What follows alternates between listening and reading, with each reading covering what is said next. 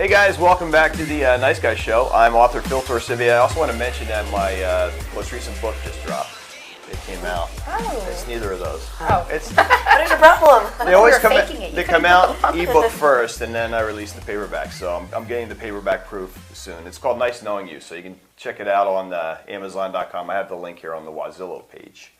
So I'm back with Melissa, Doc Michelle, and Jamie is here to talk a little bit about fitness. Now you teach something that I looked online and it looked like it's really interesting. It's called Willpower and Grace. Yes, I actually just did a training for that in Reno last month. And it's a barefoot training class that is a little bit of mix. It's a mix of cardio, a mix of flexibility, and a mix of strength. So it kind of has it all. It's more of a mind-body class than a cardio in the gym class, but just training your feet. We wear, not really in San Diego now, but you know, a lot of us throughout the United States are in shoes all day long. High heels, ski boots, work boots. And so it's just coming back and retraining your feet and practicing more of a barefoot training method.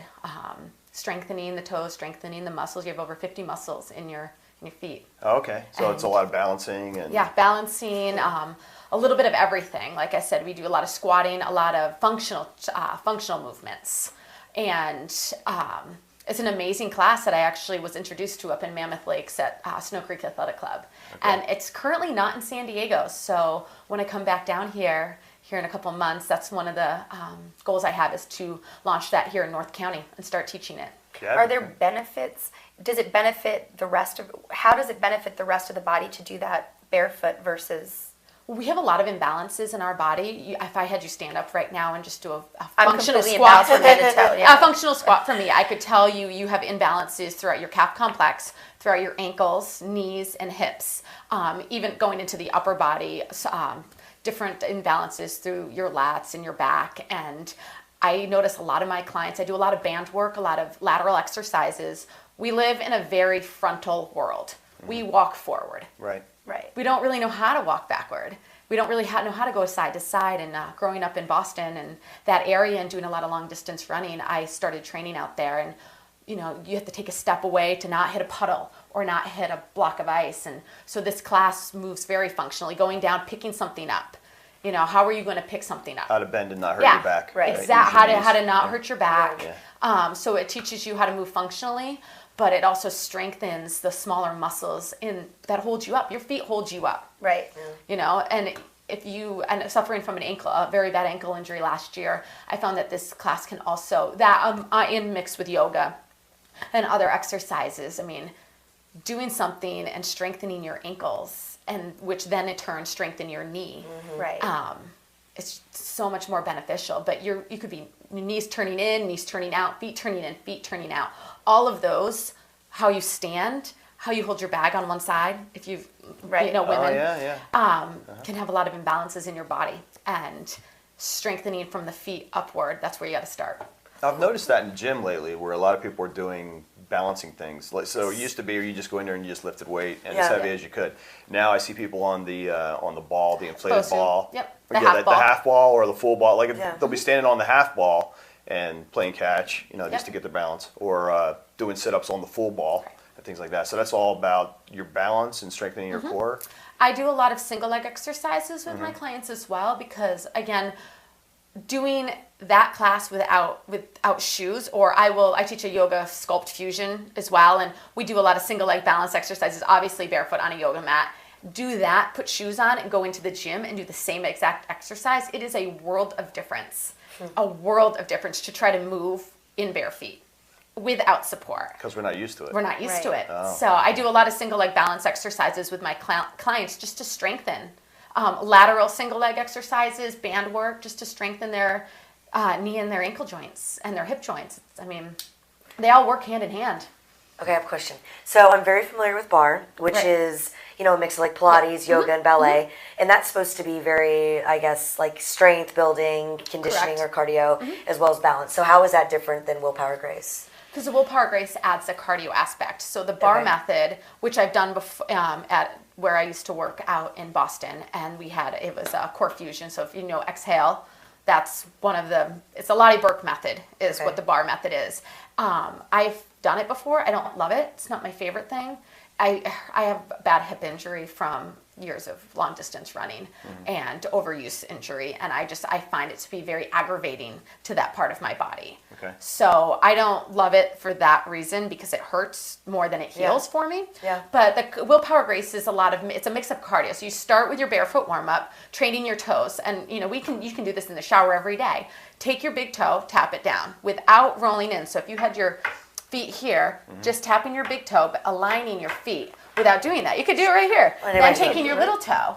But then you take your big toe, place it down, place your little toe down, pick up all 3 toes in between. Yeah, all right, I'm trying it. Yeah, this little pig, Is that even this possible? little piggy doesn't do that. So, but Those little training piggies your went toes. home. I think they can't do. So the class starts with a barefoot warm up, training your toes, and then you work into your cardio portion or your flexible strength portion. Okay. So lots of squats, lots of lunges, lots of single leg squats. So weights, no weights? No weights, nothing. Just your body? Nope, I could lead you a class right now. We could do one right here, right? Okay. You know, you don't need anything Living except room your sesh. body. That'd be a future show. That'd be funny. Yeah, you don't need anything Kinda except your smelling body. Afterwards, I would all be all sweaty. Okay. But so you start with a cardio warm up, a parallel series, and then you have a turnout series. So your parallel would be your squatting and your forward lunging. Your turnout series would be more of your lateral exercises. Okay. And moving side to side. It's definitely strengthening, and it's definitely very cardio. It's actually really good for skiing. Yeah. Ski conditioning, which is why it's probably so popular up north. Yeah. But Now, how long does the class last? 1 hour. 1 hour class. So it's about 5 to 10 minutes for your warm-up series, about 30 to 40 minutes of cardio, and then you end, or you can start the class in your flexible strength. Your planks, you have different types What's of stretches. Sorry, A plank? is that laying down? No, a plank would actually Planking. a plank would actually just be a stabilizer for your core. Okay. It's a high push-up position. Okay. So just holding that position. You can do it on your forearms or full Wrists, arms. Yeah. right. But you do a lot of planks, working your stomach, exactly. Planking and a little bit of stretching integrated with movement. So you have your triangle pose from yoga, which is part of the warrior posture where you would, yeah, exactly. So you do that with a few stretches, and again, functionally, you're down in that posture, you pick it up and you pick up your arm and you just start doing these little single arm rows. You can do bicep curls, tricep dips, all body weighted stuff. Yeah. But the point of the class, and a lot of twisting. So picking something up and putting it up above you. Okay. And I tell my clients this all the time, that teaching a wood shop, pick it up, put it in a cabinet. How many people have thrown their backs out, bending over, picking something up behind Groceries them, or something like picking that, something yeah. up behind Picking up them, their and then- kids. Yeah, or Yeah. picking up their kids. So Yeah. it teaches you how to move, like remove your body, and how to become aware of your body, because it's more of a mind-body class. Yeah. Where unlike like Zumba would be more of your cardio fitness, this is mindful movement. Okay. In a functional way. Yeah, but it's good. We surf together. We Yeah. run, lift, whatever. But you told me spin classes, and you came back and you're like, oh my gosh, this kicked my butt. It did. I have never. I focus mostly on legs for my clientele. I have people who contact me just to get their butt a little bit lifted, and nice strong quads. And as a runner, a former runner, I think legs for us are better. Overall, people in general, stronger legs. They're carrying you. Right. You have a knee injury. Have a stress fracture in your femur. Yeah. The worst injuries I've ever had have been either my shoulder or my foot. Those are the two things I need to do my hair. Right. I need to be You able to don't walk up realize and down my how- stairs. You don't realize You don't until that. you're injured. And Right. as a competitive amateur snowboarder, I've been on the mountain. I'm 30. I've been on the mountain for 29 years of my life. And I've had a few recent bad injuries last season. And retraining your body to become strong again, and your legs are probably the most important gift you can ever be given. Now, I was looking at some of the videos for the Willpower and Grace, and it was interesting to me because it was a variety of people, so it was guys and girls, and it was all ages, and when they were showing some of the exercises, they had 3 levels. So Yes. one exercise you're doing, can be done 3 different ways. One's really hard, one's easier. Well, I don't like to say easier, because as soon as you say easier, Easier than a really hard one. Well, you automatically in your own mind, if you're competitive like me, I'm not doing the easy exercise. I'm going to take it to step 3. Right. But it's so important to have your form correct. And we say in class, level 1, you've been to less than 10 classes, you're hungover, you're tired, you're not feeling well, you're pregnant.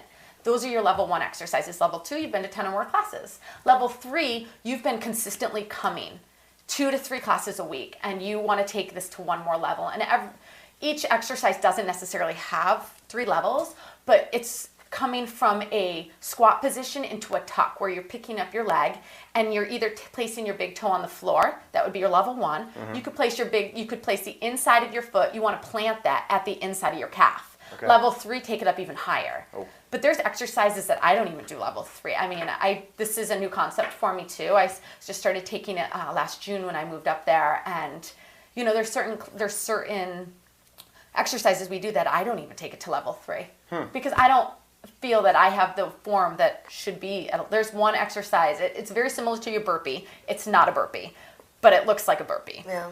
But it's not a burpee. And a burpee. What's a burpee? I know, I don't know. A burpee would be if you were in a standing position, you place your hands down, you jump back, kind of like your chaturanga in yoga. Okay. You jump back, and then you jump back up to the feet meet the hands, and then you jump in the air. Okay. But the way the level 4 step goes for that is you need to be on the tiptoes, jump back. Your heels never touch the ground. Ooh. Ooh. It's extremely, extremely difficult. But you work, it's like in yoga. And I teach hot vinyasa flow. I had my training here in Encinitas at Yoga Tropics. And there are certain postures that I will guide people through, step 1, step 2, step 3, step 4. And if you've been to a very strict class, they will call you out. If your leg is even the little bit wobbling, they'll fix you. They'll call you out on it. All right, good to know. Well, we're going to continue this talk in the next segment. We'll learn about how you actually became an instructor and some of the other fitness routines. Thanks for joining us.